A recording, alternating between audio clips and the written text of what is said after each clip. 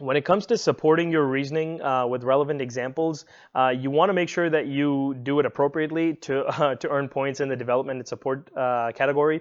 And so these examples can come from things you've learned in school or from personal experiences. Just make sure that they're specific to you or to specific to your topic, and they're relevant to the topic at hand. Now, obviously, you're not going to have your phone with you or a library with you or a set of books with you where you can look things up and research some data or anything like that.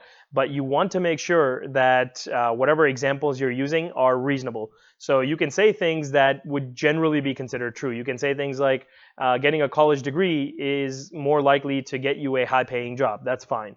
You can say things like uh, people who people who are able to read better are able to do math better because they can clearly understand what's written in the textbooks. So the evidence doesn't have to be real. It doesn't have to be true. They're not going to fact check you on anything. So you're free to make things up to prove your point. Just be reasonable. So if you're just making things up and they all seem like they're obvious lies, you're obviously going to lose points for that. But as long as it seems like it could pass for it being true, you're welcome to make things up. That's perfectly fine. You're welcome to create a study that supports your point in a case like this.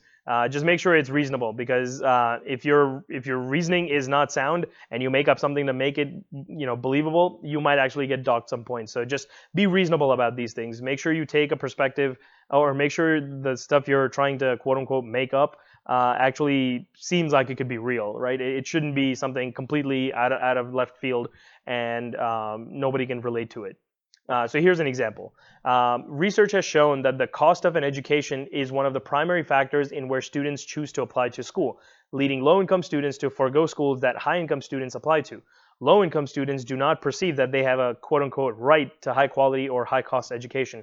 Now, I don't know if this is true at all, right? But it's perfectly reasonable for someone to assume, but it's perfectly reasonable in this case where we're assuming that, okay, if somebody feels like they can't afford that college, they're not going to apply to that college, right? That seems like a perfectly reasonable thing. I don't know what research has shown this. I have no idea what study this is, but I'm writing this because it seems like a reasonable thing to say and it's going to prove my point.